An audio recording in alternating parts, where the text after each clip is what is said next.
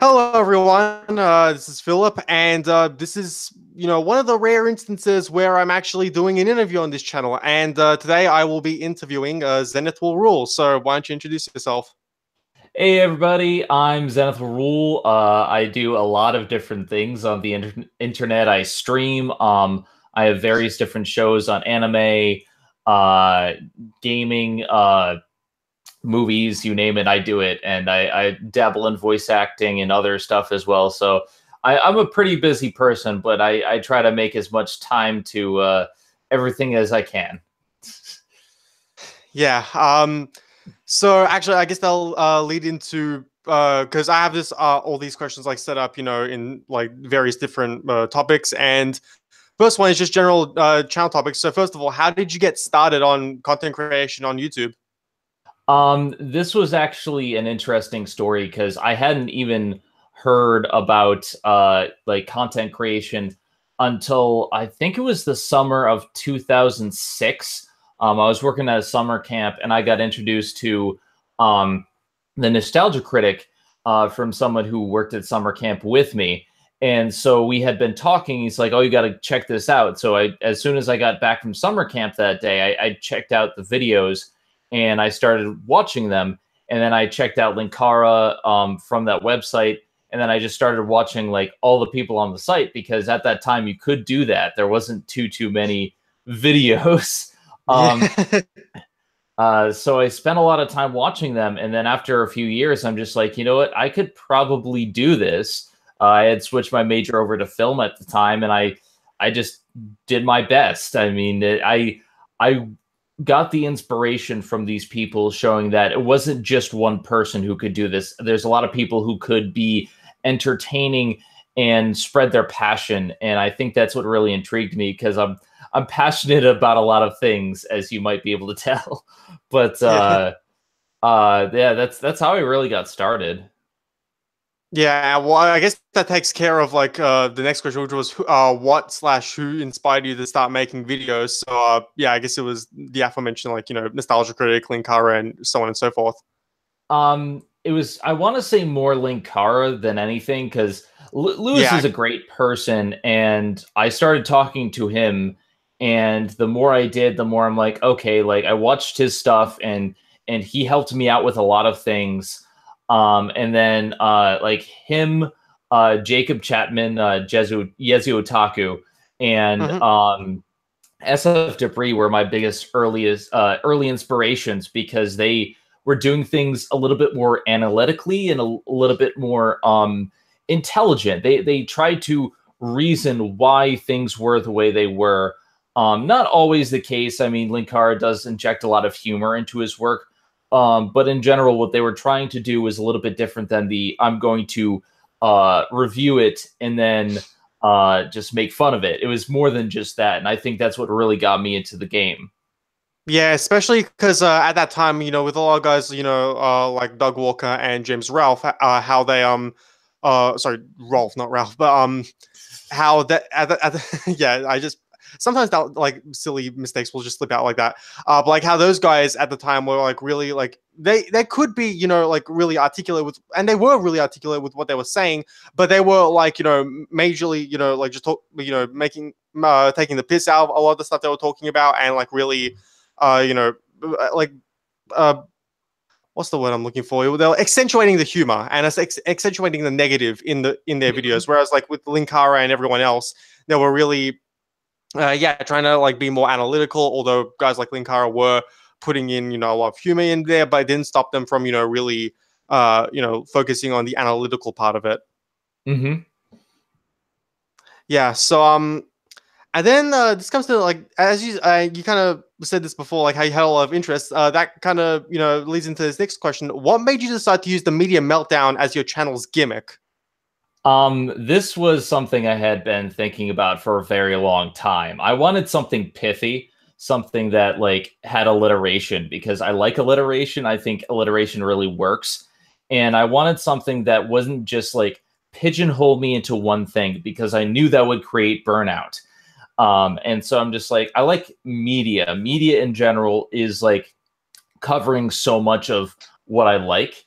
and anything I do can be considered media. So I'm just like media, and I'm like, okay, what I want to do, like media crackdown, media like, you know, rundown. And then I thought, well, media meltdown, because that has alliteration, and it kind of fit with the topic. Like, granted, I've moved away a little bit from that moniker. I'm trying to use more my name and word Zenith as a title these days. But Media Meltdown at the time was good for me because it really represented what I was doing with everything. Because I did stuff at random. When I first started out, I was just like, okay, let's just try something. Let's just try this. And you know, I'll review a movie, and then I reviewed a book, and then I reviewed like something else, a game. Like, it just kind of happened at random while I was trying to figure out what I wanted to do. And I've since found much more of a focus for what I wanted to do. But at that time, it was just like, okay, let's try something random. And the Media Meltdown stuff really fit for the bunch of random things I was doing. Yeah. And you mentioned before how, like, the Media Meltdown moniker's like kind of been going away, and I've noticed that, like, in the intro, how now you do, like, you know, Zen, like how like most of your openings now have like Zen, you know, and like anime and Zen, all that stuff, and then it's like eventually just says she does everything. Yeah, so I've kind of noticed that, and that's a really, because that's something I've actually seen like firsthand with a lot of YouTubers I have followed throughout the years. They'll be doing like one particular thing, and then they'll just like keep doing it and doing it. And then eventually they'll just want to branch out into other stuff because they'll suffer just burnout in whatever, like, the one thing they decide to cover. And I've, you know, so actually covering multiple stuff like that, I think would be really good in terms of just talking about particular things. Like, when it comes to stuff like that's broad, like animation, for example, we have a lot of things to work with there because, like, animation is very broad. But like when you're just talking about, say, Pokemon, eventually you're gonna, you know, run out of things you really want to talk about Pokemon, and you're going to suffer burnout. So I think that's you know, a really good thing to do. Although, and this leads into the next question, although you cover a wide variety of things that will bring a lot of people, of course, that will bring a lot of people to your channel, but for different reasons. Like when you cover One Piece, people are coming for One Piece. When you're covering games, people are coming from games. And so the next question is, have you ever had any trouble in terms of splitting your audience due to your wide range of content? If so, how severe has it been? It's been up and down. I know I've been talking about this on Twitter a little bit lately, but there are some videos that do really, really well, and there are some videos that automatically, like, I know they're going to perform less. And that's fine because my audience is kind of split in terms of this is what they want.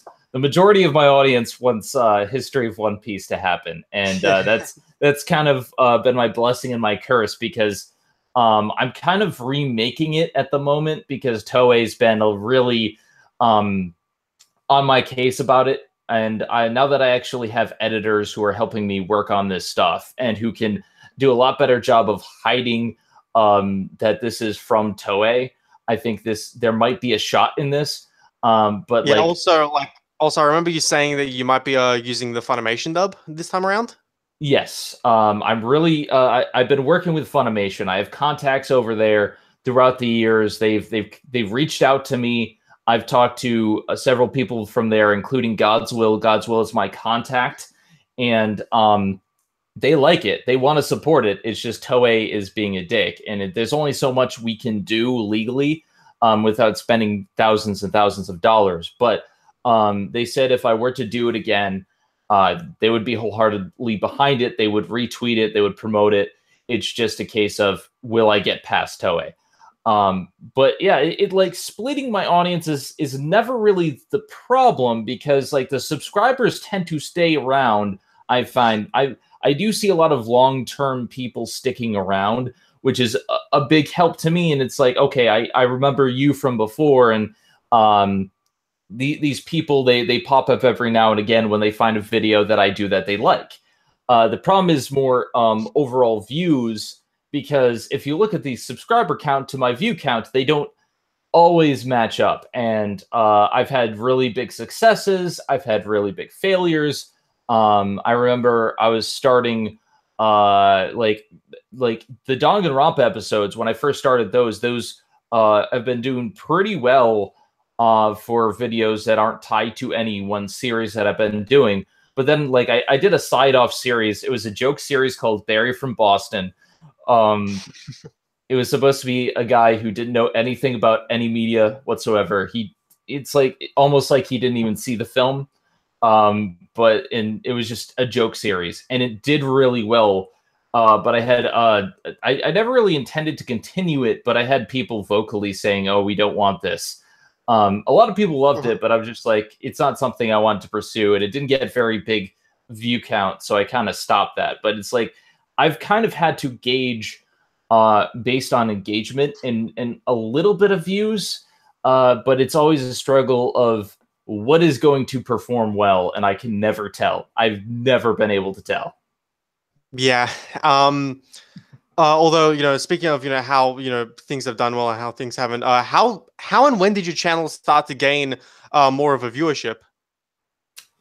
It's been different because I've been doing this for 8 years, but it doesn't look like I've been doing this for 8 years.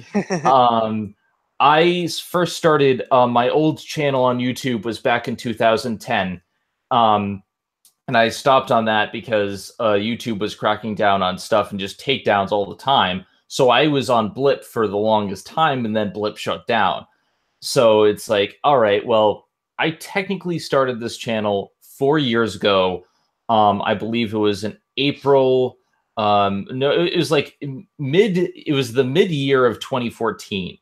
And I didn't really start getting a lot of explosion in views and stuff until I hit 10,000 viewership. History of One Piece is really what got me to that point. And since then, I've just seen a huge amount of uptick. It just, a lot of views and subscribers just happen. And they start promoting your channel and your videos after that. So that was a huge help. But when I hit 10,000 subscribers a little more than a year and a half ago, and then this year I kind of exploded. Just getting to 20,000 was kind of a trip because I wasn't really expecting it to happen until middle of the year, and it happened really, really fast. That's not something I could really predict, but I've been having fun with it, and I've been trying to do more streams to interact with my subscribers and say, hey, thank you for this. Thank you for coming out. And I mean, I've been having fun with that, but not everyone likes the streams. And hey, kitty. My cat says hi. Oh, hi, kitty. Your cat's name was Chiaki, right? Yeah, I named her after Chiaki from Danganronpa because I really love the game, and I do that all the time. Hey, cat. Yeah, I love Danganronpa too as well. I played it because I remember loving the first one. Then I played the second one. I was like, oh my god, this is even better. Yeah, that was the thing. I'm gonna get into this when I get to the second video, but when I played that, I was just like, okay, I like it, but I'm having issues. And coming off of Zero Escape, this isn't quite what I was looking for. But then I played the second game, and I mean that hit home with me in so many ways, to the point where, like, it's not a perfect game, but it's one of those that I could play and still feel inspired by. Yeah, it's like I remember, like, because I know you and me, like, in the comment section of both your Zen plays and on your recent Danganronpa marathon, we've had really differing opinions about the first game, because I really love the first game, not as much as the second, of course, because I agree more with you that the second is better. But I don't agree when people say, like, oh, the first game is miles worse than the second game. Well, I just think it's like they're almost neck and neck. It's just the second game is a little better because I really like the themes of Danganronpa 1. I really like how it turned out, and but yeah, it's one of those things where had I not played Zero Escape before, and I mean I've said this before, but had I not played Zero Escape, I probably would have really liked it. And I don't think there's miles difference, but I think that's, to me, what works is that little things got changed and improved to the point where I don't see them as problems anymore. And I think that might be my stance, is it's not profoundly better, but there are so many little things that are fixed to the point where it becomes a much better experience. Yeah. So Moving on to the final question for the channel questions for now. Over the years, how well do you think you have progressed on YouTube in terms of your writing and the management of your channel? I've gotten so much better in terms of writing alone. Granted, the way I used to do things was I wrote things as an essay because I was a writing major and I would structure things very specifically. And I was too robotic. And not just my tone, it was just the writing. It was like this happens and this happens, and I was talking about it, and I wasn't having fun with it. Nowadays, if you notice, like I throw in a lot of like just different comments about like certain events, and Yeah. if I'm talking about it, I'll be like I'll throw in an anecdote or I'll throw in something relevant because it just enhances it for me. It's just like, okay, this is why it's important to me rather than let's just talk about it. And in that case, I've gotten a lot looser with my rating scheme. In terms of managing my channel, um, I've gotten a lot more hands-on because before I just posted videos, but now I'm going in the community section. I check every single comment.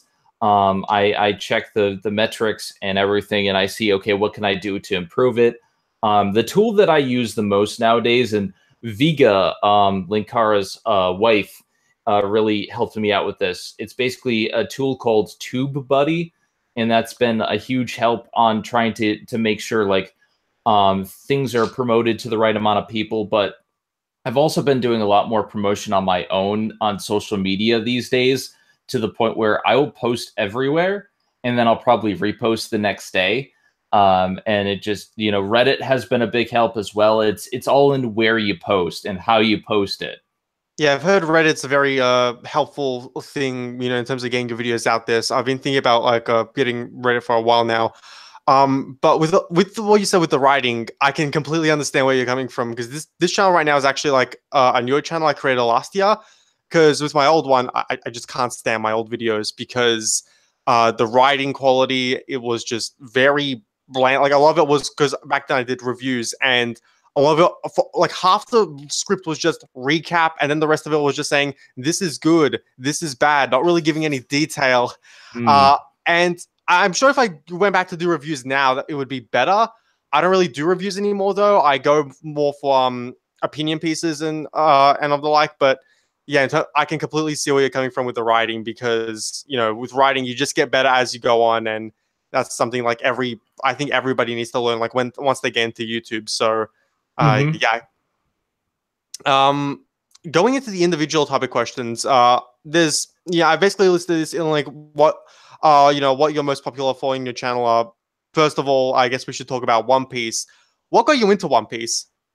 I actually got into it, believe it or not, from the Four Kids One Piece, and I will Same. say, at the time, I loved it. I I don't know what I was thinking. I was a kid. I was watching like what was it called?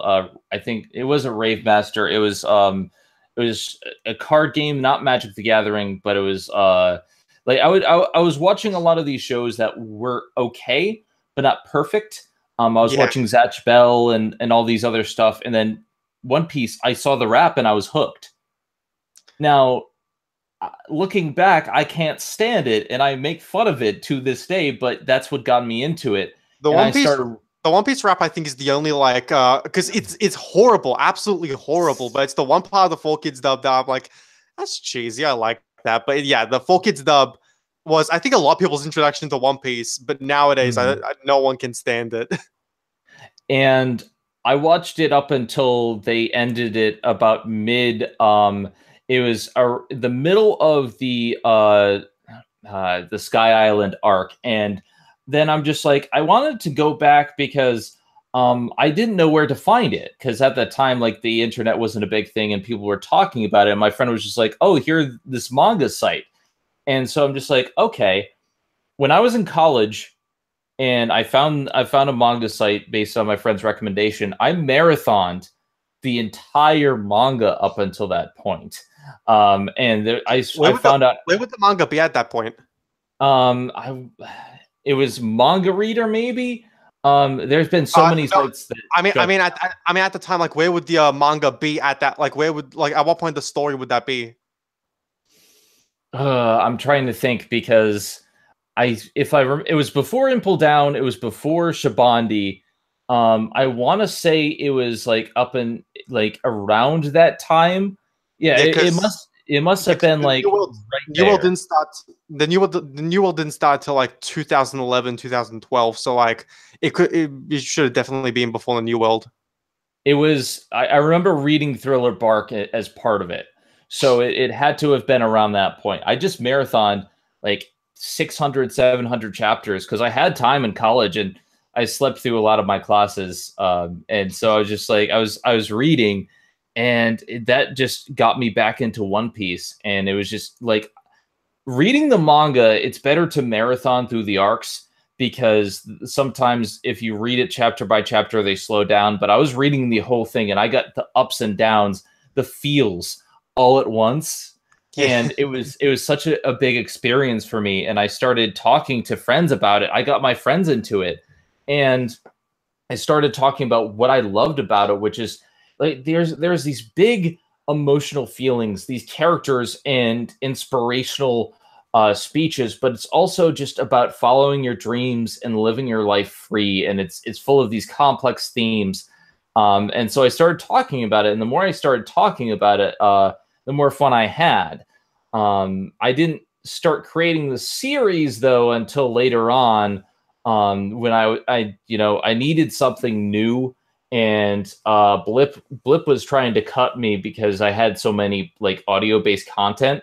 So I was like, I need something that I like, and I saw Linkara's history of Power Rangers, and I'm just like, I could try something like this with One Piece, and I started it from there. And I think the first initial episodes are something that I've really wanted to create it for years, simply because it was the first thing I'd ever done. And the audio of that first episode is bad because it didn't use this microphone. It used the internal microphone on my computer by accident. I don't know why it did it. But it was just like, looking back, I'm like, I kind of wanted to redo it ever since. And so, but it was just like, it was fun after that. And I think I really hit my stride near the Captain Morgan arc stuff, because that was when I could actually talk about stuff I really cared about. Alvida just isn't very good. It's a good start, but there's not too much to latch onto aside from this will be important to the future. You got to wait.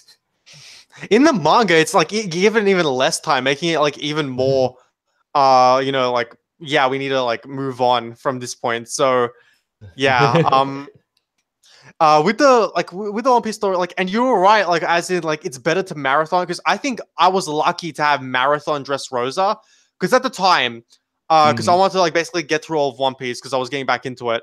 I marathoned the entire show, the Funimation dub, up till where it was, which I think was at the end of Thriller Bark. I watched the remainder of the anime from like Sabaody to Punk Hazard, and then I jumped shift to the manga at the very start of Dressrosa, and at the time the manga was just capping up Dressrosa, so I got to read the entire, basically almost all of the Dressrosa arc, and it's really helpful because I know a lot of people don't like Dressrosa and say it's like one of the worst arcs. It's my favorite currently, but that's simply because I marathoned it. You can't.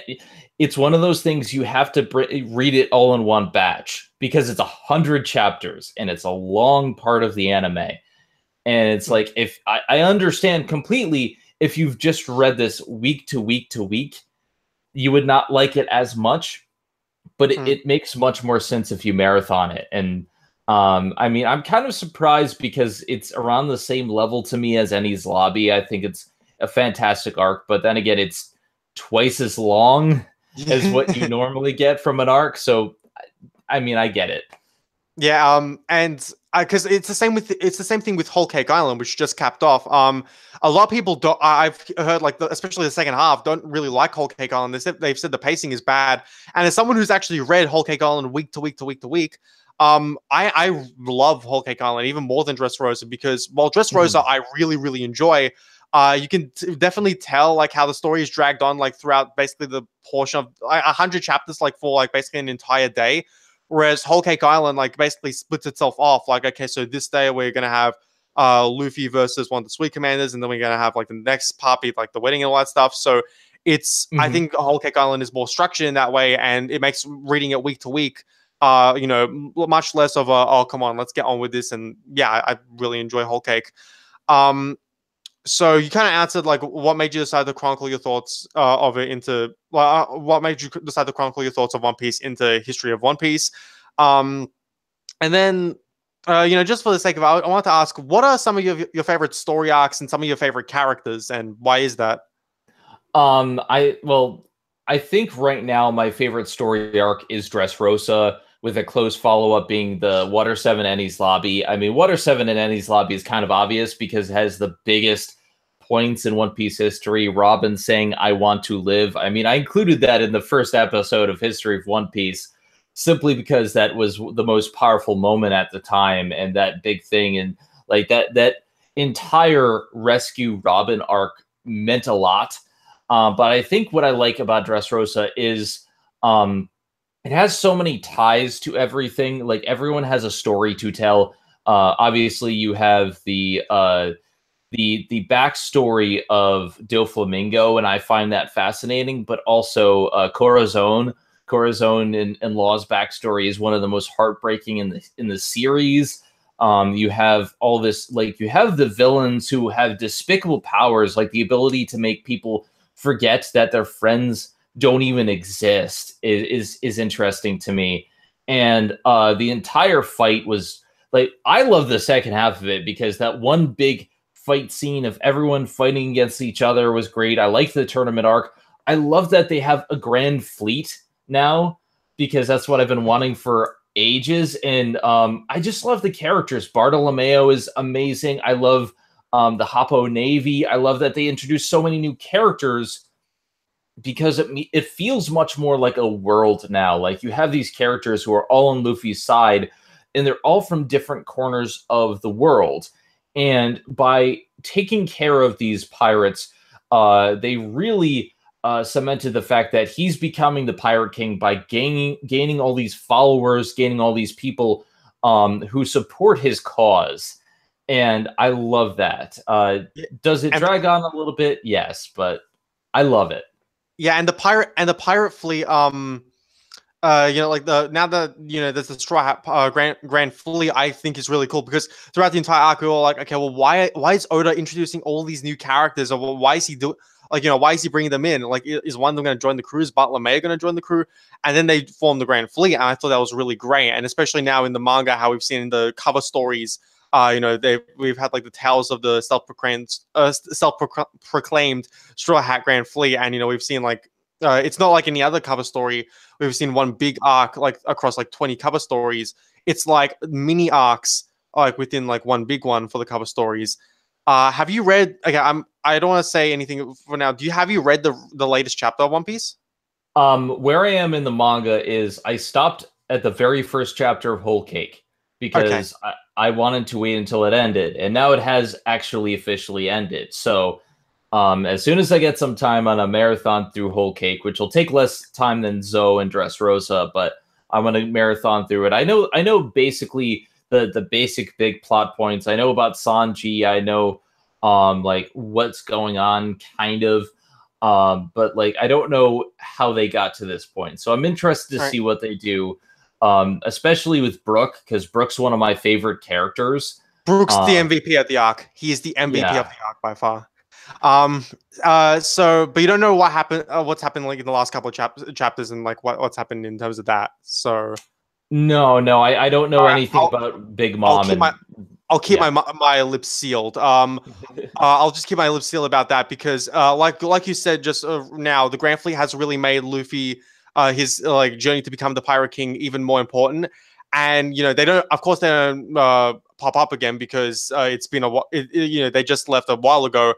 But the fact that he does have a Grand Fleet, without spoiling too much, it has in fact propelled his status and stuff. So you are right there. Favorite characters. I have so many in One Piece, and that's kind of the biggest strength is that there aren't many characters I hate. I mean, obviously by now you know I hate Buggy.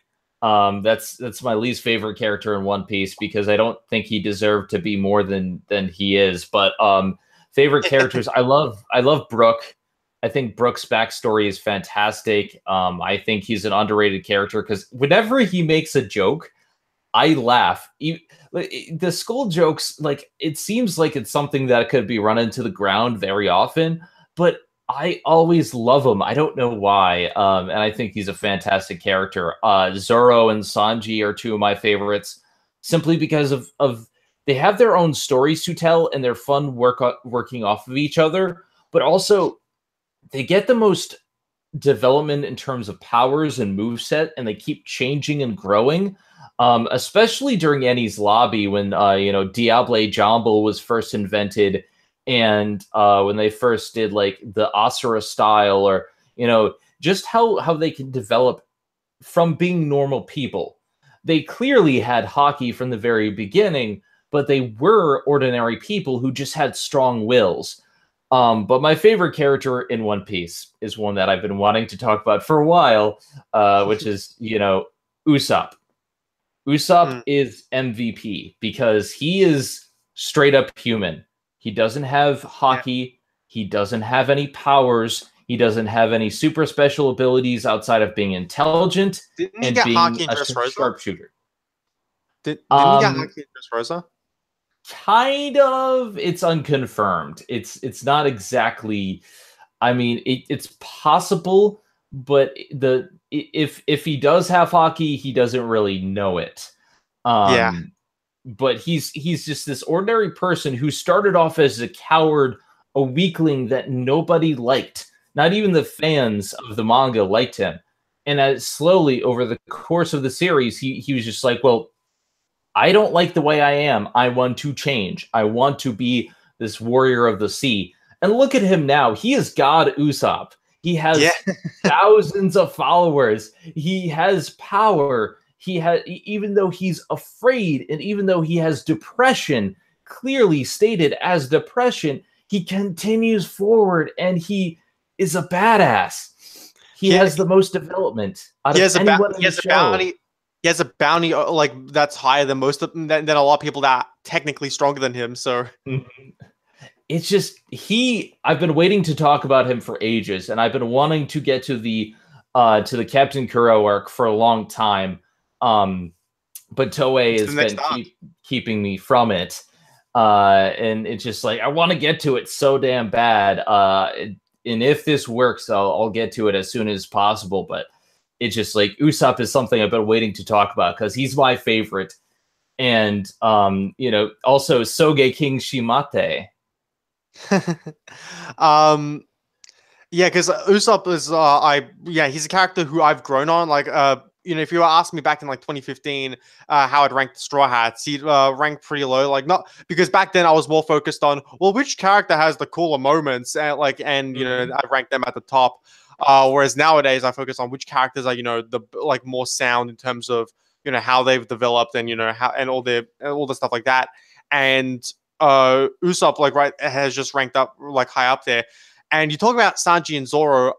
A lot of people have kind of given Sanji flack because he hasn't had as much cool, and that's one pet peeve I have. Like, he hasn't had much cool fights with Zoro, and he doesn't need to. People need to realize he doesn't need to. One big gripe that a lot of people have with Whole Cake Island is that Sanji didn't have like a big fight, and he didn't need to have one because the entire story, like a big part of the story, like revolved around him, and he didn't really need to like have a big role in this, like a big fight in the story, I should say, to like really come away like really growing as a character. So yeah, is that I think what Sanji needed is to get away from, he had become a joke since the time skip, and that was my biggest gripe, where originally they had him just they had him all the nosebleeds and all the stuff like that, like they just turned him into one running gag. And granted, it's kind of the opposite of the gag that he had about like hitting on all these women. I just didn't think it worked. I mean, I don't think because I'm watching Fishman Island in the dub right now as it's coming out, and I'm just like, because of course I've seen Fishman Island before, but just rewatching it, I'm just like, yeah, this really doesn't fit with Sanji.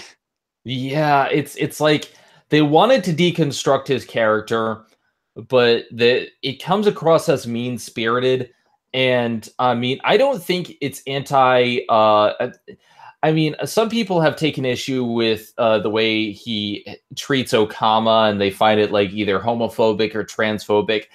I don't think that, because Mr. Two and Ivankov are two of the greatest characters in the show, and they are Exactly. not just jokes.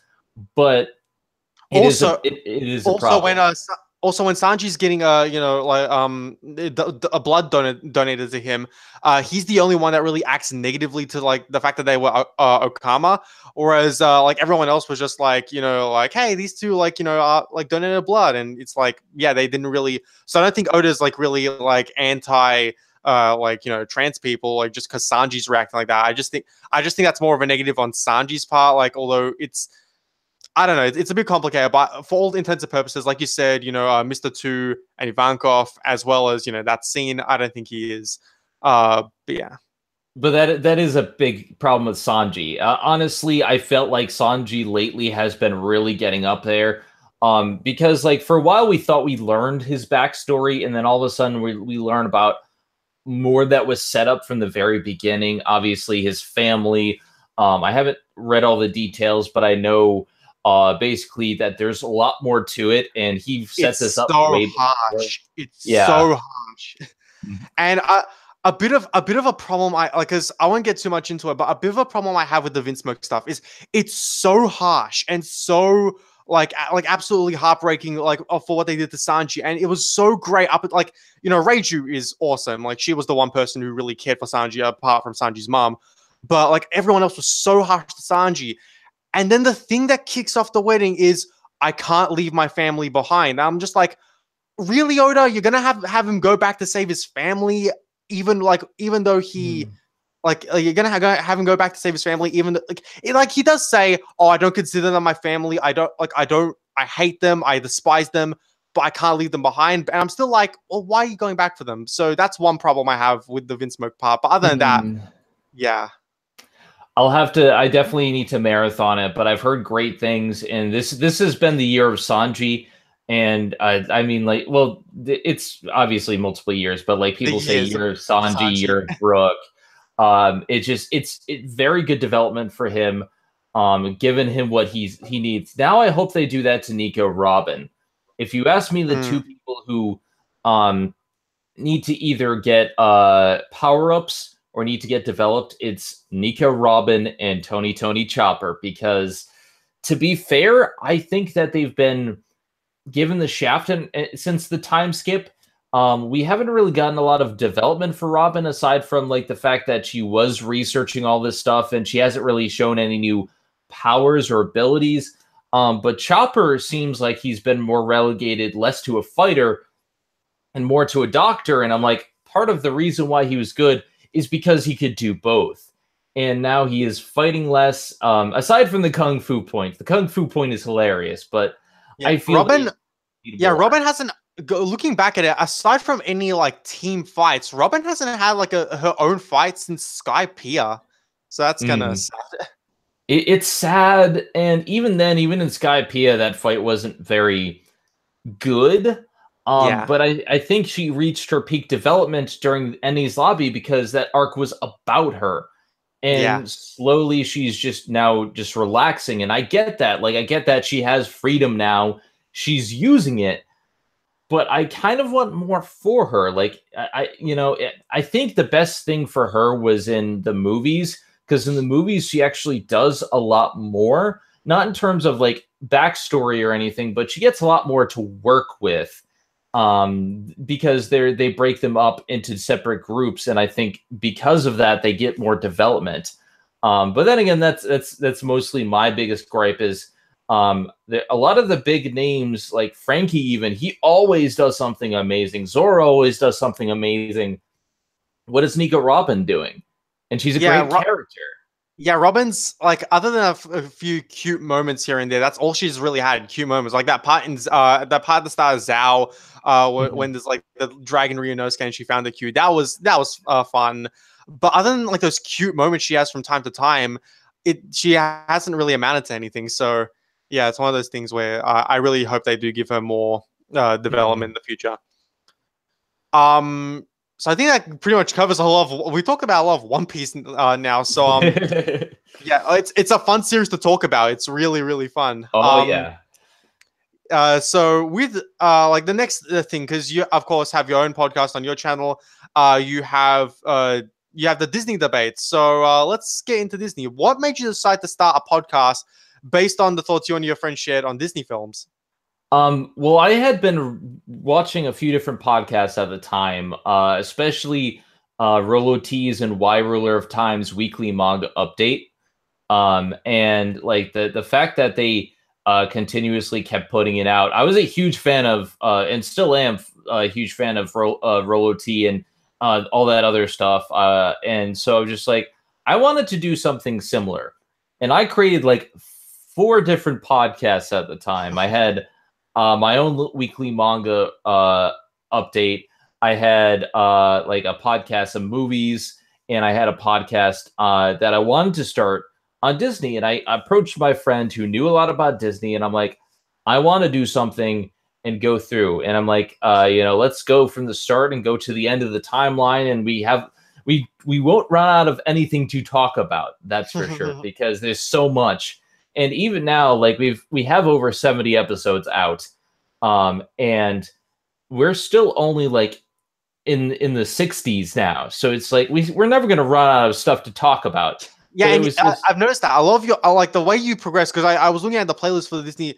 Like when I first got into like your channel, I saw the Disney debate. I was looking at your playlist, and it's very unconventional. How like you'll talk about a movie like from the 1900s, and then you'll just jump to like just a recent example how you jumped from 101 Dalmatians to like the remake. So like it fits in that aspect. But just looking at it, I was like, wait, what? And then as time went, I was like, oh, I can see why they're going this route. So yeah. It's a little bit different because I always wanted to start doing it in timeline order, but Kat was just like, well, what do we do for when something has a sequel? And I think it really started to manifest when we got to stuff that had a lot of sequels, especially during the Shaggy Dog Marathon, where covering stuff back to back to back really does a great job of showing how this franchise progressed from start to finish.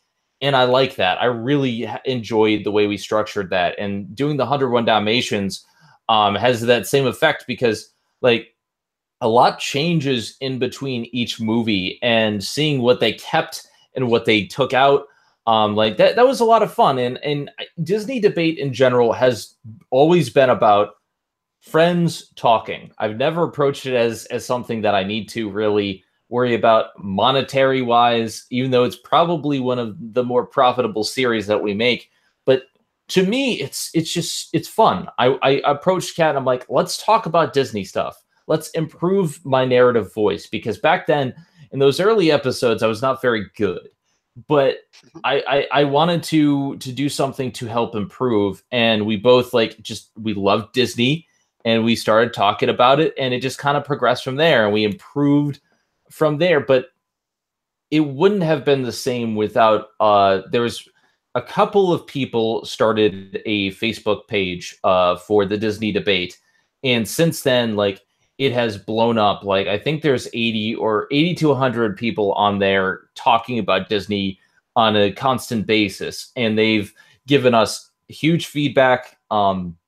They've been there from the start of the show, and it's them and their support that really helped us improve.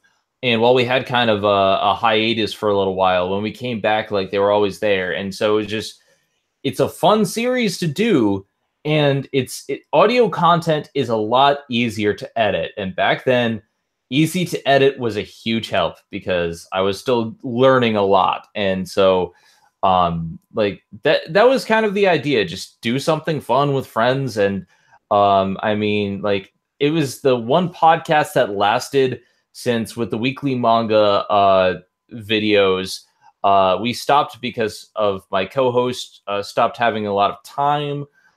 Same thing with my movie review one. Like my co-host stopped having time to do it, and it's hard to find a consistent group of co-hosts to keep a podcast running. But people really love this, so I always did my best. And even though over the years the Disney debate has had a couple of different co-host shifts, we've always had me and Kat, and we've kind of shifted things around a little bit, but we've kept it running, and I've always had fun doing it. Yeah. For this next question, I was gonna like really narrow it down, but like I decided because it's a very broad question. Yeah, you can list as many as you want. What are some of your favorite Disney films, and why are they your favorites of yours? We talked a little bit about this in the 20,000 subscribers special because we ran down my top like 10 Disney films so far, and it does keep changing. But right now, my favorite is Coco. And just Coco hit home to me in so many ways, like half an hour of me just sobbing. And like Yeah. it's a fantastically made movie. Zootopia is a fantastically made movie. For a while it used to be Hunchback. Simply because the scope and the scale of it and how big it was. But like, I mean, there's been a few since then. Moana. Well, Moana hit home to me in more ways than one for a lot of different reasons, but it's like these are some of my favorites to where they tried to be more than just a fun kids film. Like don't get me wrong, I like The Lion King, but I prefer when they try to go a little bit more with it, and when they try to do something like let's go in depth with these characters, let's talk about big issues, let's talk about these topics. And while some may criticize Moana of being too similar to other Disney films, if you look at the past Disney films that it was emulating, they didn't go into as much depth about why these things were the way they were, why these characters wanted certain things, and the whole culture and atmosphere of Moana. And the female empowerment I felt in Moana was like really, really strong. Yeah. And when I saw that in theaters, that just inspired me to go out and create something. It's always these films like Coco and that where like if I come out of it either crying or inspired, like that's usually some of my top picks. Yeah, I think the revival era from Princess and the Frog and onwards has been just generally like, with one or two exceptions, there are still good movies. But I think generally they've just like been, home run after home run because, we've had Princess and the Frog, Tangled, Wreck-It Ralph, Frozen, Big Hero 6, and like so on and so forth. And it's just been a great time for Disney, like in this decade. I always say my top, like what's my three favorite Disney movies. My absolute favorite is Lilo and Stitch. Then there's Emperor's New Groove, and then there's Tangled. And out of the three of them, I may like Lilo and Stitch more, but Tangled I think is like could be argued to be the better film. I just love the dynamic of like the villain in Tangled. I absolutely love Mother Gothel. I think everything around her as a character is so great. The romance between Rapunzel and Eugene I think is brilliant. I just think. The scene with the parents, even though they get like no lines in the movie, is just brilliant. It's Disney this past decade has really been hitting it out of the park, and I think, a lot of people are like, oh, it's going downhill from here because Wreck-It Ralph 2, Frozen 2, sequels, and I'm not against sequels as long as you can, improve upon the original. I think I'm one of the only people like in the world that thinks Age of Ultron is better than the first Avengers because I really like. I would agree to that. But yeah, Age of Ultron is more intellectual and talky, and not everybody's gonna get that. I think it's better in certain ways. It has better characters and philosophies, but people want action, so you can't please everybody. You know? So I just think generally this past decade has been a really good decade for Disney, not just of the animated films and Pixar, but like for the properties they've owned like Marvel and Star Wars. So, Yeah, and funny I mentioned that because this next question, wow, what are your thoughts on the current state of Disney as a company, as well as the films they're putting out? Thus far, each year there are more and more films from them I like. And it used to be where it'd be like maybe one or two or some I didn't care about, or you know, during the 90s was a bad time. It was like we had the Renaissance, but then like no, I'm not thinking about the 90s. I'm thinking about the 2000s, you know, where they had Home on the Yeah, Range and stuff like that. That was a bad time. like it's like the first half of the decade started out really well. We got Emperor's New Groove. I personally really Mhm. like Atlantis. We got Lilo and Stitch, and we got these great films. And then it started to go downhill with Treasure Planet, which I personally like, but it's like not considered like one of the biggest. It was considered a box office bomb. It was a box office bomb. Then Brother Bear came out, which I only really like the beginning and ending of it. Then Home on the Range, then Chicken Little, and it just kind of snowballed. And it wasn't until the very late 2000s in 2009 where it started to pick up. It was one of those things where there are a lot of films from that decade I love, but they started to go in a different direction from their normal formula, and not it didn't always pay off, and I didn't like the design choices for a lot of these new films, especially Chicken Little. But it was a bad time to where I kind of grew out of Disney for a while because they weren't producing anything I cared for. I mean, granted, I did love Emperor's New Groove and I love Treasure Planet. But like after Treasure Planet, there was nothing that I really cared for, so I stopped.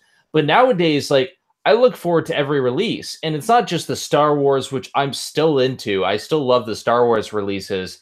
And I've seen all three of the new movies, and I really love them. I didn't like Rogue One at first, but then I saw the second half, and the second half is really good. Yeah, Um, Rogue One's kind of been like a hit. Like when I first saw it, I really enjoyed it. But the more I view it, I'm just like, I could like go without it. And I guess like I've talked about this with friends. A lot of my friends think I hate Rogue One. I don't. I think it's an average movie. I don't like the fact that Rogue One gets all the praise, whereas The Force Awakens and especially The Last Jedi have kind of been shafted. So yeah, I think The Force Awakens and The Last Jedi are really, really good. The Last Jedi has its problems, but I still enjoyed what it was trying to do.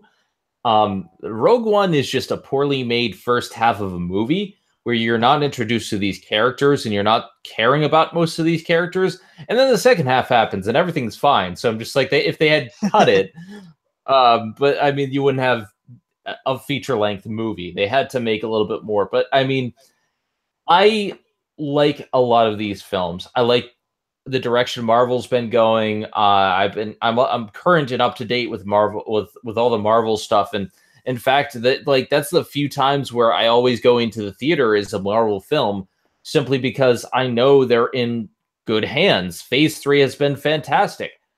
Disney has been kicking it out of the park.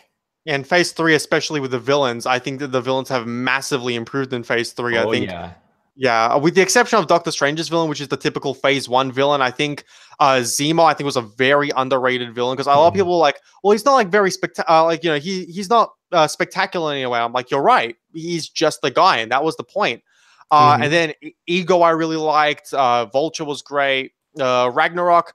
Hela wasn't really given much to do, but like then again, we were more focused on Thor and Loki and their dynamic, and as well as the Hulk stuff.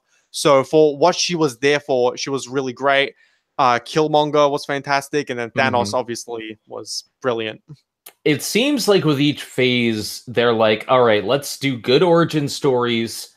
Phase 2, let's fix the problems about the earlier films. Let's make it more character centric.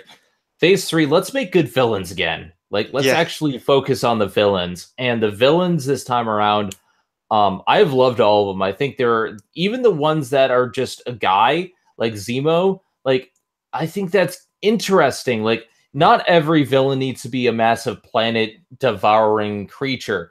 Not every villain needs to be very complex. But if you do it right, if you can have a villain like here and there who's just a greedy asshole for being a greedy asshole or something like that. But then you have stuff like the Vulture. You have the Vulture who is something I didn't expect, because I started to feel for him, and then I felt for Killmonger, and I almost started rooting for him. And then with Thanos, I didn't root for him, but I felt he was so compelling a villain, and his reasoning actually makes sense to the point where I'm like, while it's insane sounding, his plan on a fundamental level makes sense and actually does work. So it's just like these villains that you can relate to. And then obviously you have like stuff like Ego the Living Planet, who's just a prick, but he's a fantastic, complex character. And then, like you said, Hela wasn't given enough to do, but I think she was interesting in her dynamic, and she was just a good villain. Like, she wasn't boring like Ronan the Accuser. You have certainly a lot of villains in the Marvel universe that you forget their names. Like, I don't think anyone remembers Ronan the Accuser's name. Yeah. But for a while, I forgot his bodyguard Korath, and then I was looking at the cast for Captain Marvel, and I was like, "Wait, Korath? Oh, it's that guy. Oh, that guy. I remember who he is." Yeah, and like friggin' Dormammu in Doctor Strange. Like, Doctor Strange in general adds such a different dynamic, and I loved that because you see each film has their own dynamic. Like, the Guardians of the Galaxy has a more space-centric tone with everything, like the cosmos, like everything takes you to different places. The stuff on Earth is usually centered in people who have their own individual smaller problems. But with Doctor Strange, it's both, because he's a human, but he has all these mystic arts, and he adds like a new dynamic. And whenever they incorporate certain visual things, especially during Infinity War with his parts of the battles, like, I think that dynamic is fantastic. And the type of characters they added in Phase 3, Black Panther, Doctor Strange, Spider-Man, having these people is fantastic. And I like the original ones. My favorite character is still Captain America, but like, they add such a great dynamic. And that's why I think that with Disney at the helm, they let them do their own thing, but they keep shop. They make sure that they're not just, screwing around. And that's why, like, people were lamenting the fact that Edgar Wright left for Ant-Man, and Ant-Man turned out to be fantastic. So I'm not complaining. Yeah. And I was just about to say something that I find really interesting about the original 6 Avengers, but I'm going to keep my mouth shut, because going into that would go into Infinity War spoilers, and now's definitely not the time and place to talk about Infinity War spoilers. But the way Infinity War leaves off, I'm really excited to see what they do with the original 6 Avengers come Avengers 4. I think it's going to be really interesting. I'm definitely interested, and I had a fantastic time watching the film. Yeah. So I guess that's really all I can say. That just caps off Disney. So the final thing I want to talk about before we get into like the last little stretch of questions before we end the stream, anime. So what has been your experience with anime throughout your life? I was a casual anime fan for the longest time, but like, there have definitely been some big points in my life where I've gotten into anime more. When I was a kid, I obviously watched Toonami. Every kid watched Toonami growing up. I don't know when I first started. I think it was my friend Tim at the time who got me into it. He's like, "Oh, there's a show, DBZ," and I started watching it. And so it's DBZ and Sailor Moon and all the stuff that was on Toonami. And I just watched it as a kid. Because you would watch cartoons like before dinner, so I would watch it, and then I have dinner, and then I do my homework and stuff. But I wasn't really a big anime fan for a while, because I didn't know it was any different than cartoons. Until one night, there was this, I was left home alone because my parents went out, and I was at the age where they said, "Oh, you don't need a babysitter, do you?" I'm like, "No, I'm good. I'm fine." So I was checking channels, and then Adult Swim came on, and I caught one of the episodes of Yu Yu Hakusho, and this was a different show that dealt with, first of all, the hero was dead already, and it was one of the more yokai-centric episodes before they changed the manga to reflect more of the battle status stuff. But it was so different than what I'd seen before, and I'm like, what is this? It doesn't seem like a normal show. And then later, when I actually got to catch Adult Swim, and stuff later on. Like I watched Full Metal Alchemist and Yu Yu Hakusho, and that like these shows were more focused on philosophical context, on character emotion, on dark storylines. They didn't pull their punches, and that's when I really started getting into anime. I was a huge, and that's a big trend I've seen with people where as a kid you don't like really know what anime is, so like you can't differentiate it from cartoons. And as you get older, that starts to change. Like for me, I watched Yu-Gi-Oh as a kid. I watched the 4Kids One Piece as a kid. I watched a bit of Pokemon as a kid, and it wasn't until I was older where I think the first anime I really watched where I like started to get a good idea of like what anime was. I know some people call blasphemy on this, but Sword Art Online, and I know a lot of people have problems with Sword Art Online. And nowadays, I know it's not a good show by any means, but even nowadays, I still like it, not because it's a good show, but because it's just my kind of trashy material. Like, it's that show that I'll put on again and I'll rewatch just because, yeah, this isn't good, but it's like, it's the first anime I really watched where I really knew what anime was.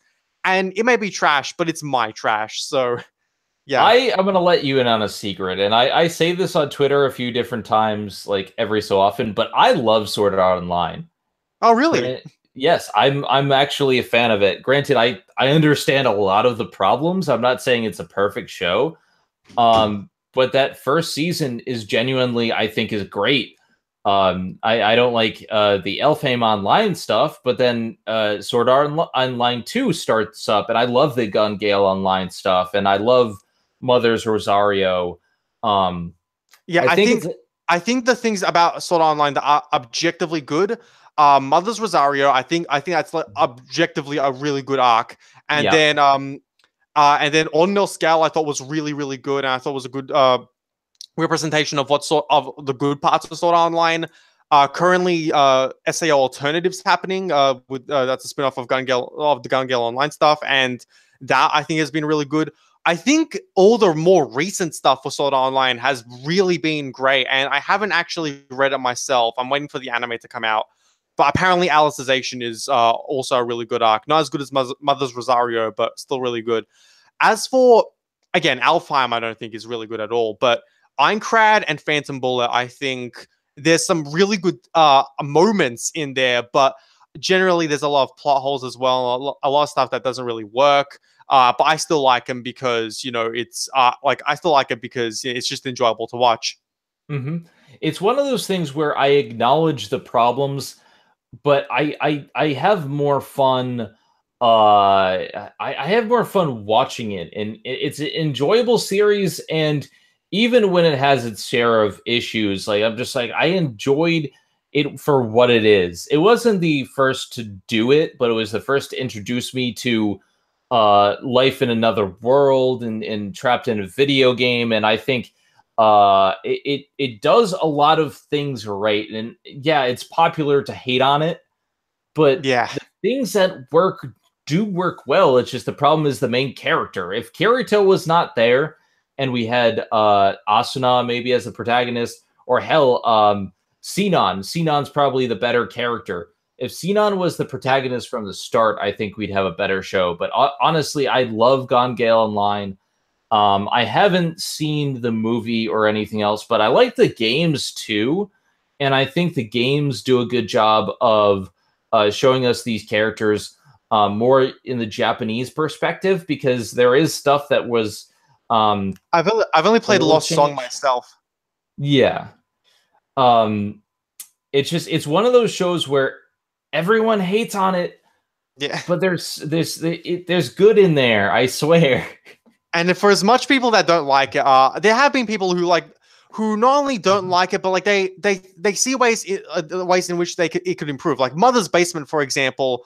He doesn't like SAO at all, but like he doesn't not like it because he just wants to hate it, but he likes it because he doesn't like it because he sees a lot of stuff that could be great. He made an entire video about fixing the Alfheim Online stuff. So I can absolutely see why a lot of people don't like it. But personally, I really I like it. I recognize the Aincrad and Phantom Bullet arcs as being not really that good, and are really flawed.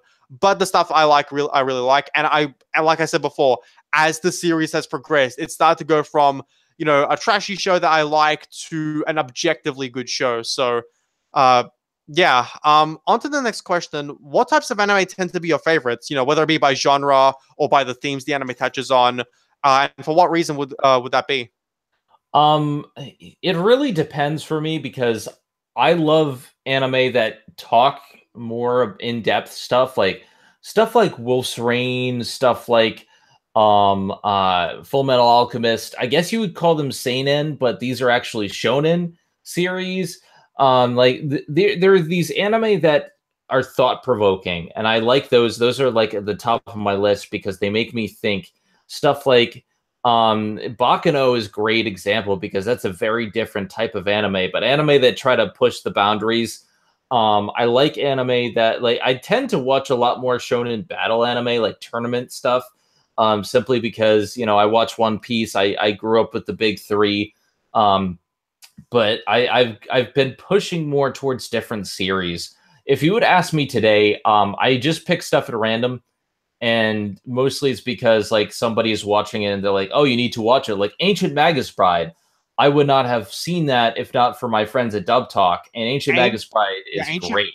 Ancient Magus Bride actively got me to start watching anime, like seasonal anime, because before it was like, if it's if it's done and I happen to catch it, I'll just watch it. If it has the dub, I'll watch the dub. If it doesn't, I'll watch it in sub.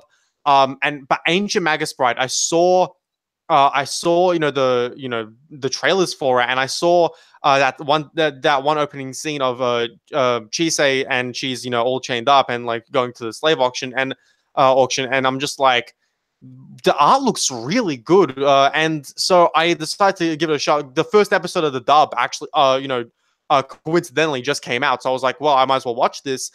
And I love it. I still need to see the second half of it, which from you I hear is much darker.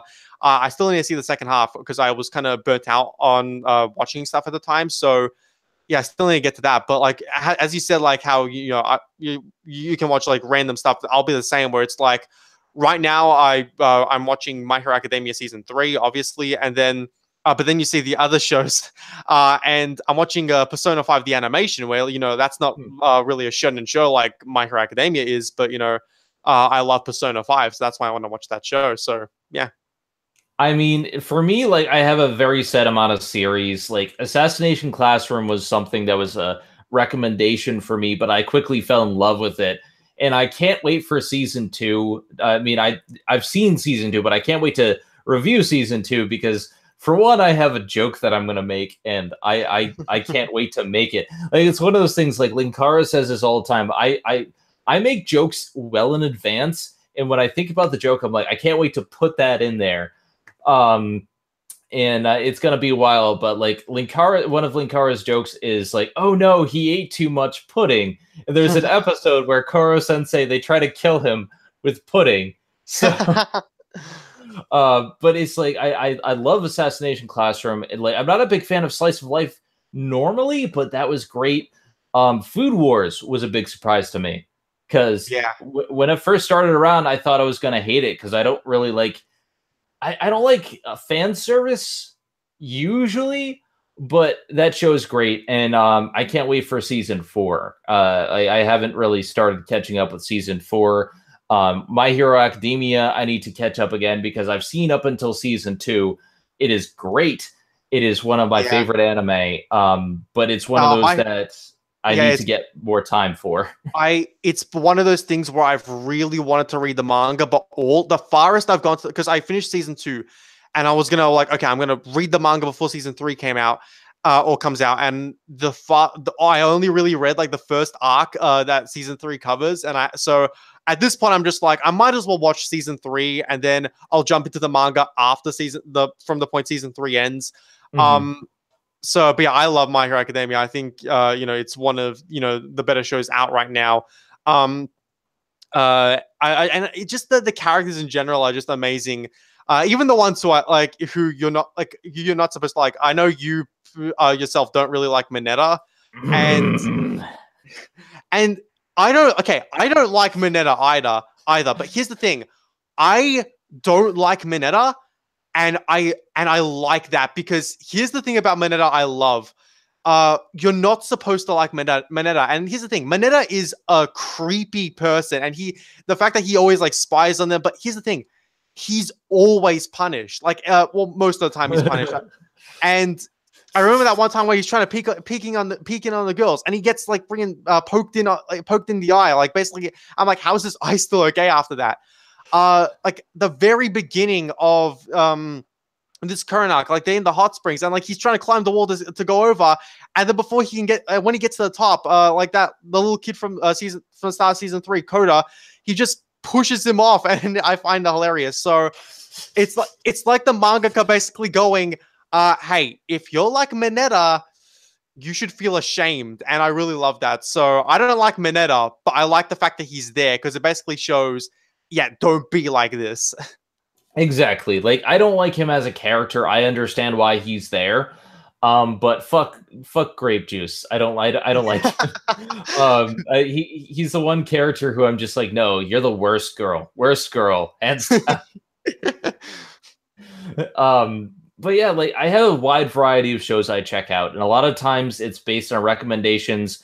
A lot of it from Dub Talk, some of it's from Arcada, because I usually get like some things that he'll be talking about, and I'm just like, oh, is this any good? He'll look at me and be like, yes.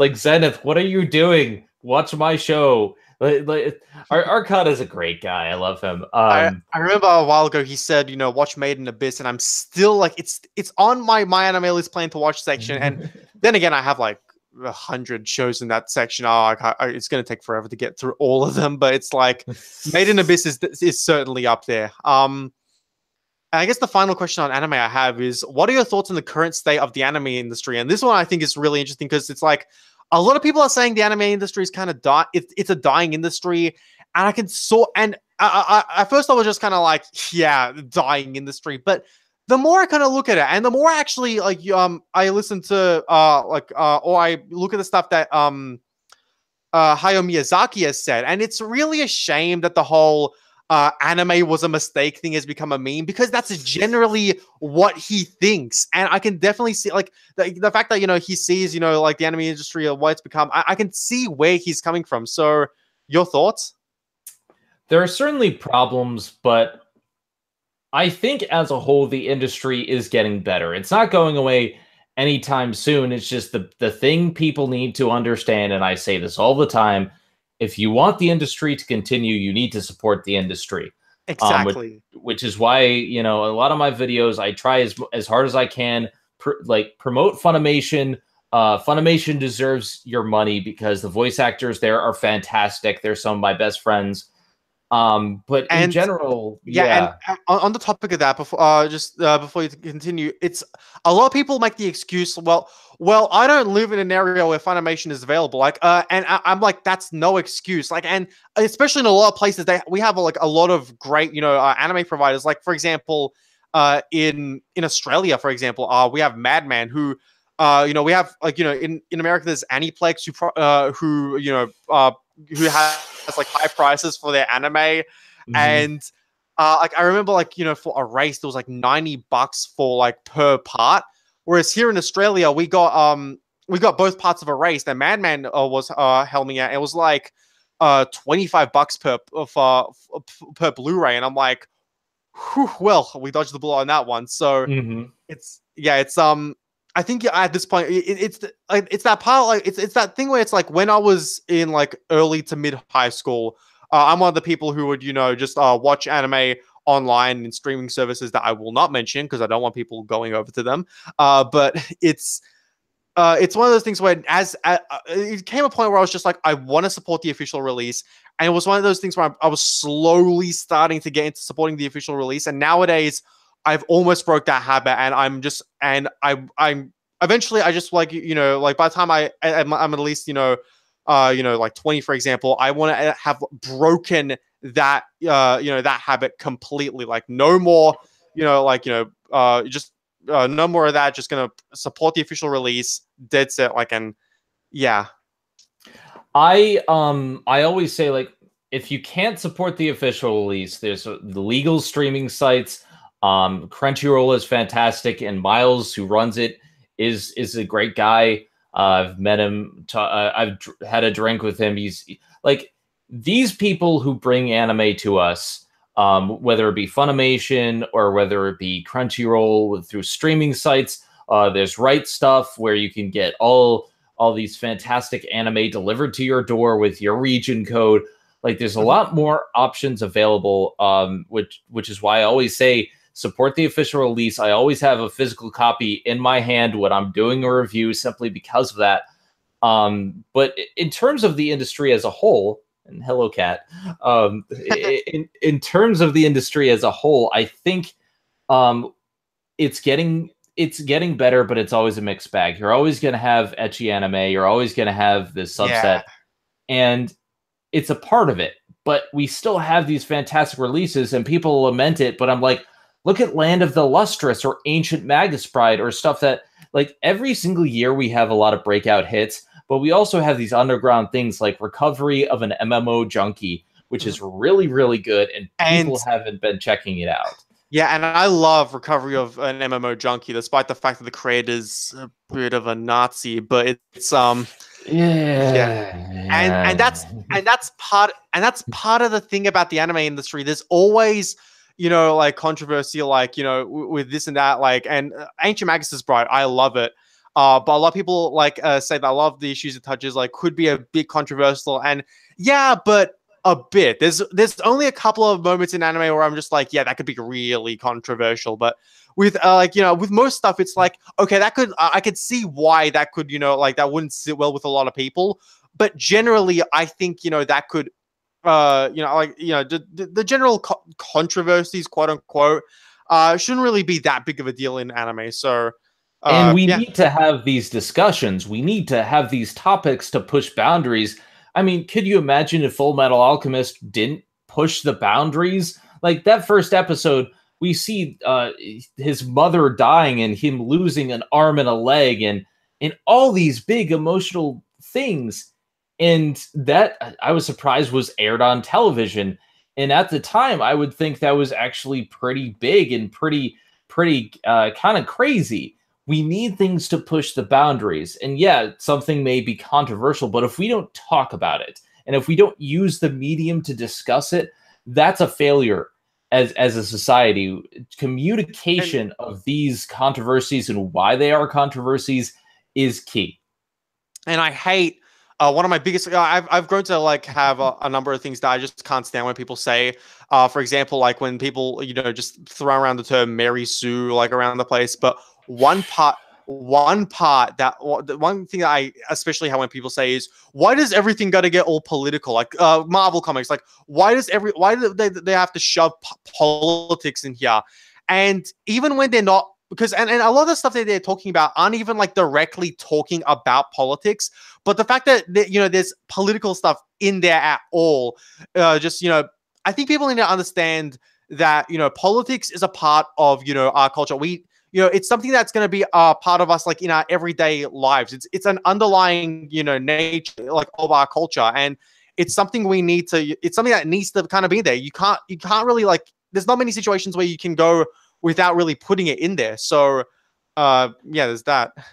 There are definitely things that need to be discussed, and I feel that we need to address topics. Anime and movies and other mediums need to address them, because they're not just escapist outlets. Like, I'm fine having escapist media, but we also need to have a platform for these other things to address these issues. And many people who are going through issues, a lot of these topics, a lot of these discussions hit me on a personal level and inspire me to think and discuss more and be a better person. And I think that's something that we need, whether or not they're right, whether or not these issues are right is not up to us to really decide. It's us to talk about, and I think that's the point. Well, I think that basically covers the anime section. So the final couple of questions for the stream. just general, like, well, the first question here is, what are some of the best experiences you've had with the time as a content creator on YouTube? Working with other reviewers, especially people like Linkara, Super Butterbuns. I've had a lot of interaction with her, and she's helped me to stream.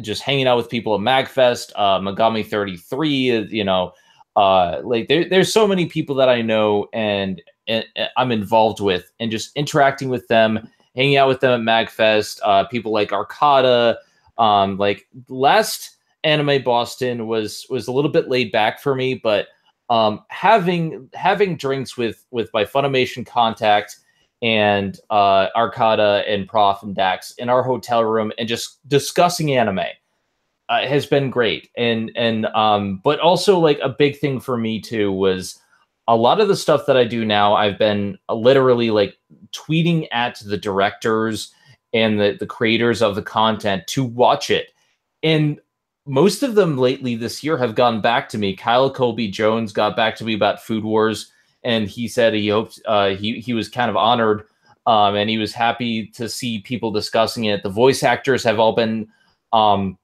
talking about and promoting it, and it's just like to see these people who worked on the show that I'm talking about really share this and spread it has been fantastic, especially this year with Dorothy Fawn helped promote the Danganronpa episode. And for those who don't know, Dorothy Fawn is the voice actress of Chihiro, and also a couple other Sayaka as well, and a couple other people in Danganronpa.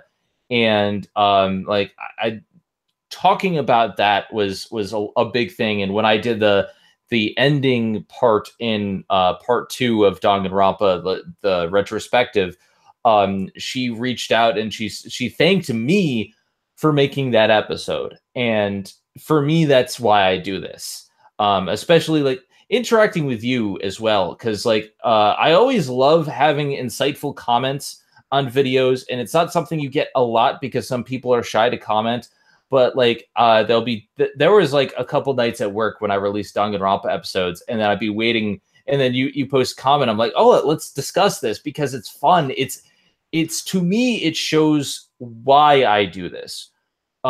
Fans and friends talking about it is a big thing. But like, meeting fans at conventions, the best thing I ever had with a fan was I was asked to sign an NES by a fan. That's awesome. That was a big thing for me. And then the next day, another fan wanted a picture with me. It's like, this is why I do it. And that's why, like, when I have these interactions, it makes it worthwhile for me. I have my bad points. Obviously, I have depression, and it's not always easy to separate the good from the bad, but I love doing this, if only for the people that take enjoyment out of it. And that's my takeaway. As bad as some struggles have been with YouTube, it has been all worth it for the good moments I've had. Yeah, it's thanks thanks for saying that. Like, that's because that really means a lot. Like the fact that like the fact that what I've been saying, like in the comments, and like and what I've been discussing with you has really because that I think has like meant a lot in terms of just getting out discussion out there, like in terms of like what we think. And yeah, so thanks for that. What so and going into like just your channel in general, like what are some of your favorite videos that you've made in general? If I had to pick a couple, Final Fantasy 1, I spent 2 years on that video. I couldn't make up my mind on how I wanted to start it off, and I started filming, and I didn't like it because it was unscripted, and I didn't like the way it was going. But then I restarted it, and I played the game again, and I did this and that. But 2 years later, and I just had so much fun with it, and I got thanked by Rue from Clan of the Grey Wolf, and Retroware put it up on their website. Retroware are good friends of mine. The people at Retroware TV are fantastic, and that video to me, while I haven't gone back to the Final Fantasy retrospective, and I will, that's like my second history of One Piece, where people keep asking about it. Yeah, if it was called History of Final Fantasy, people would be asking you much more about it. Yeah, and it's like, okay, like I had so much fun with it. But Final Fantasy, like the next things that I want to do with it, like I wanted to do something specific with it. It'll happen later. It's just I had other concerns, but like I had so much fun with that video. I think that's one of my best videos that I've made. History of One Piece, specifically Romance Dawn. That was just the most fun to make. I've had the most fun making that video out of any project I've ever had. The jokes in that one, I had so much fun making. That Lion King gag that I put in at the last second, that I'm just like, I tweeted at my patrons, I'm like, I don't care that it's 3 a.m. in the morning. It's like, it's 3 a.m. I came up with this joke. I made it very quickly. Here, enjoy. I had a lot of fun with It's that. like, and with a lot of like I told you this before the stream, like with a lot of people, that was my introduction to your channel, and that was a lot of people's introduction to your channel, because it just goes to show like that a really good video, a really passionate video can really draw in an audience. Mm-hmm. Other than that, like I've had a lot of fun doing Danganronpa. Um, and I've had a lot of I loved Gurren Lagann. Like all my anime episodes outside of History of One Piece, I've enjoyed. Like I still think my Gurren Lagann episode holds up. I had a lot of fun with GTO, even though it's not my best episode. But also like my Food Wars one, I put a lot of time into that, and I think it really shows. Like Food Wars and Assassination Classroom, just I just did something different with it, and I think it paid off. But this upcoming Danganronpa the animation episode, which is finished, it is finished. I'm waiting for part 4 to be edited before I release it. That's also going to be fun because like the stuff that I talk about in it. But like I have a lot of favorite videos simply because when I make a video that I enjoy, especially one that's like a really good analysis, it's more fun for me to put it out. I mean, I would prefer if my analysis videos got more attention than they do. But it's something that I enjoy doing, and it's enjoy talking about. And I have a lot of favorite videos. These are the ones that really I enjoy doing. They're the hardest to do, to edit, to script, and to get everything out there. And copyright is hardest to deal with. But when you get past that, it's really, really fun. And like the other stuff that I do, like the game reviews, I have fun with simply because they have less copyright problems, but they take longer to do because I need to get all the footage. Yeah. But it's the basic takeaway, I guess you could say, from this is that I have a lot of favorite videos, and usually my top watched ones are the ones that really stick home with me.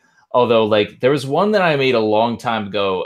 It was a review of Snow White, and that was like one of my first major analytical reviews. Yeah, I want to bring that. I want to bring that up earlier because I remember before. Was this during the Disney when you were having the Disney debate? Because like that seemed like it was gonna like go into like its own series, like where you were like scripted and analytical about the series or Disney movies. Because, but yeah, that never really took off. There was a very big portion where the Disney debate was going to be canceled. It was when Blip were dicking us around. They said they didn't want any audio content, and we could not find a place to host the Disney debate. SoundCloud was right out because we didn't have enough hosting space. I didn't have the money to pay for it. So like that was when I created History of One Piece. But also I wanted to get the Disney debate going again with a new medium. And the Snow White episode was the only one I ever produced. I had a lot of fun with it, but it took friggin' forever. Yeah. And it's like, it was one of those that I think that was like the first time where like a lot of people over at That Guy with the Glasses and stuff really started taking notice of my work. And it's like, I liked it, but it took forever to do. And eventually when we decided to put the episodes on YouTube, we just went back to the Disney debate. But I still have fond memories of that show. Like that was supposed to be a whole big thing. I still have footage from like Tony Goldmark and a few other people before they got on the site. like I have footage from them for the Fantasia review and for the Pinocchio review that I was doing. But essentially right now all I have is a script. I never actually finished those. It's why, because with you know, with that, the whole Disney thing, because currently I'm doing my own like Disney retrospective, and for I was thinking, how am I gonna do this? Because it's already enough that I have to like watch every Disney film and then make a make a script of it. I was like, well, okay, how am I gonna do this in a way that'll be easy and it'll be good for me, like in terms of on the copyright side. Well, on that front, I was decided it'll basically just be an audio thing. Like in terms of visuals, it's just an image of the like. And usually I do like to make my videos like pretty well edited. But for this one, I was just decided, you know what, I'm just gonna put like a big wallpaper of the movie, like with the logo there. And then the whole thing could basically be like an audio, just an audio analysis. And usually I just make them like 6 to 7 minutes because I don't want them to go on for so long. I want to keep moving on to the next movie. So I basically talk about like the things that I want to primarily talk about with that film, unless the film is like really needs to go over like that time slot. So yeah, I can see where you're coming from with that. Yeah, like again, in those early days, especially like around 2012, audio was an easier format for me. I have since found a better method of getting my stuff out in a more timely manner, from like filming schedules and stuff like that to having editors for the major reviews. But back in those days, it was just not a feasible way to do all of it. I do kind of wish I had gone through with Project Disney a little bit more, but to an extent, like the stuff that I'm working on now, especially more anime, I wish I had focused on that more in the past and getting back to it now, because I'm having a little bit more fun with Zen anime simply because they're easier to get out, and with my new format, I haven't had as much copyright issues as I used to have. That was the main issue why with anime is just copyright. Anime is so copyrighted, it's hard. So for the penultimate question I have here, and you can answer this however you want, because I understand it's a very personal thing. But how has your progression since you've came out as transgender been, in terms of like you and like how people perceive you? Like, how's that been? I am very, very surprised, because when I put out my my video on this, I was not expecting to get such a positive reaction. Obviously, I had a little bit of fluctuation in subscribers. I didn't lose that many subscribers, but it kind of stagnated for like a week. And that's obviously people that I don't want on my channel anyway. But the outpouring of kind remarks from everyone who I'm associated with, like, it has been immense, and like everyone's been so supportive. And when I saw that, like, your coming out video, I was just, like, I saw the title of it, and I'm just like, yep. Because I was just looking at your Twitter feed like for like months before that video. I'm just like, yep, not surprised. I mean, I don't really hide it, and I've never really wanted to hide it, but it's like, and that's good. And that's really good. But it wasn't always the subject of my videos. But yeah, I needed to make that video at that point, simply because things have been changing, but also because I wanted to talk about Chihiro and Danganronpa, and I knew that I wanted to discuss trans issues, and unless I came out as trans, I wouldn't feel comfortable doing that. But like, the reaction to that has been very positive, and all my fans, especially people who have been there from the beginning, either said, "We don't care, you still make good content, we like you," or "We'll still support you no matter what." And to me, that means the world to me, because it says that I'm doing something right. But the support that people have been giving me, especially now that I've started to talk about it a little bit more. In the beginning, I didn't really talk about it too much, because I didn't have, I don't think I had enough experience being transgender to really talk about it. But even then, like, I didn't know enough about how things would change. But I've started talking about it a little bit more on Twitter, and I think it's important to note that this has always kind of been a part of my life, whether I knew it or not. Yeah. And as I've been going forward, I've just been more open about it. And so like I'm really happy with the outpouring of positive responses, and I'm really thankful for all the people who stuck by me. And you know, I am going to mention it sometimes in videos, but it's not a focus of my content. I'm not Kim Justice. It's, you know, that's not really what I do. Yeah.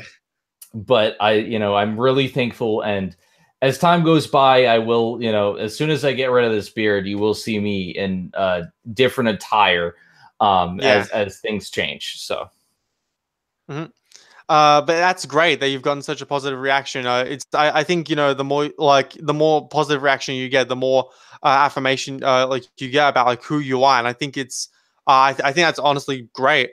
Um, and so leading on to the final question of this interview, like what advice would you give to any newcomers who are looking to get into content creation on YouTube?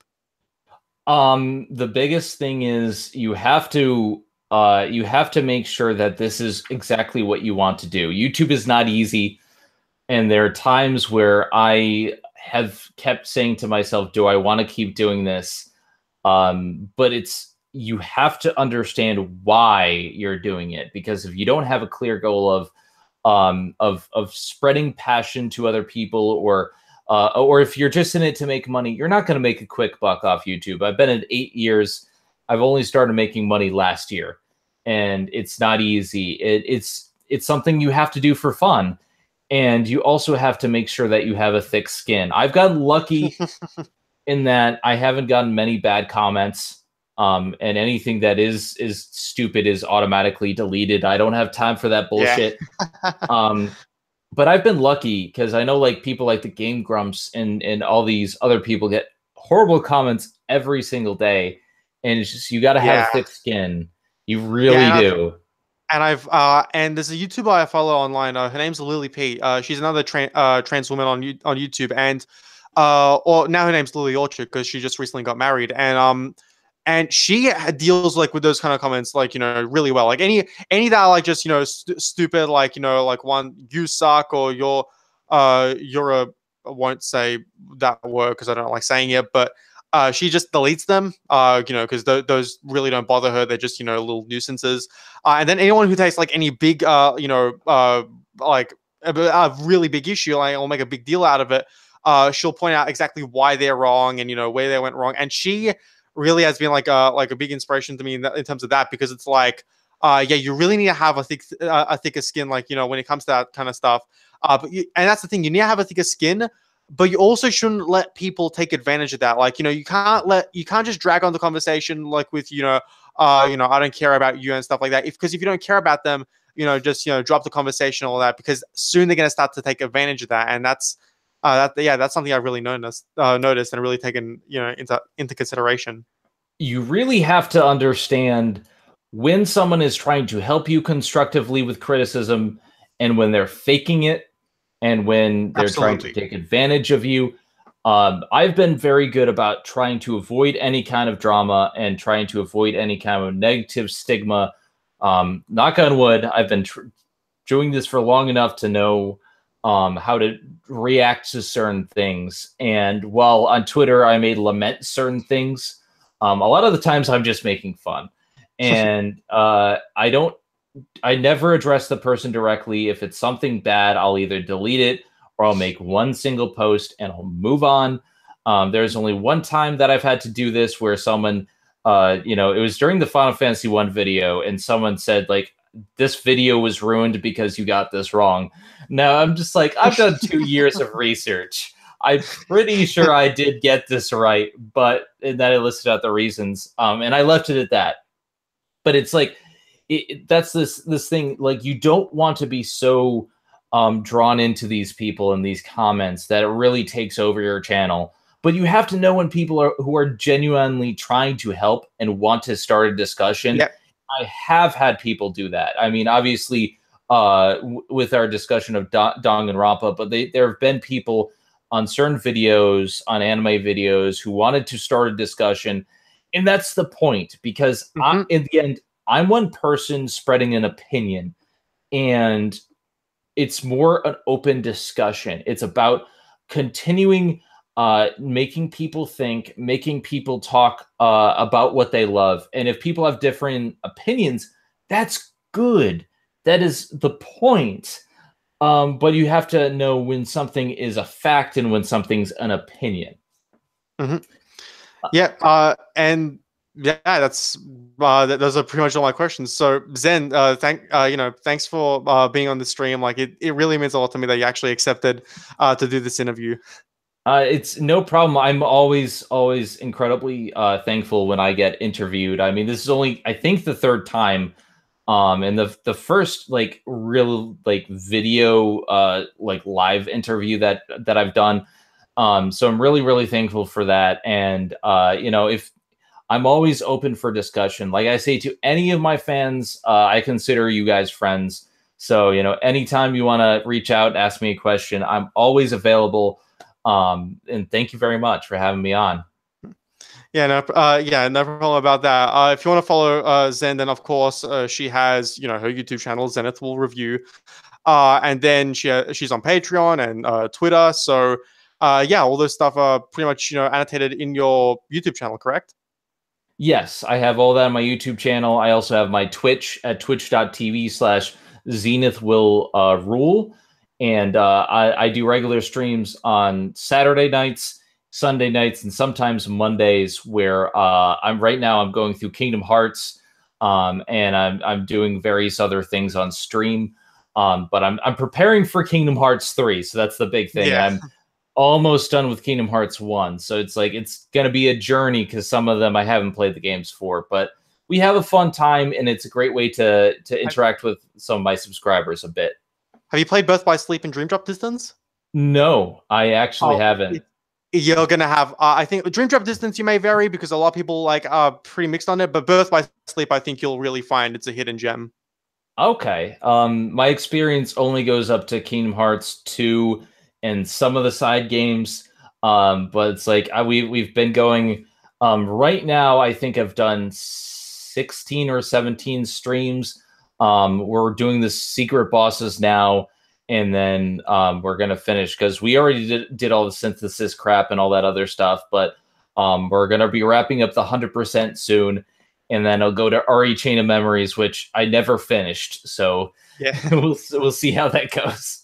Yeah. All right. Well, thanks for being here, Zen. And as always, guys, I'm Philip, and I will see you guys later.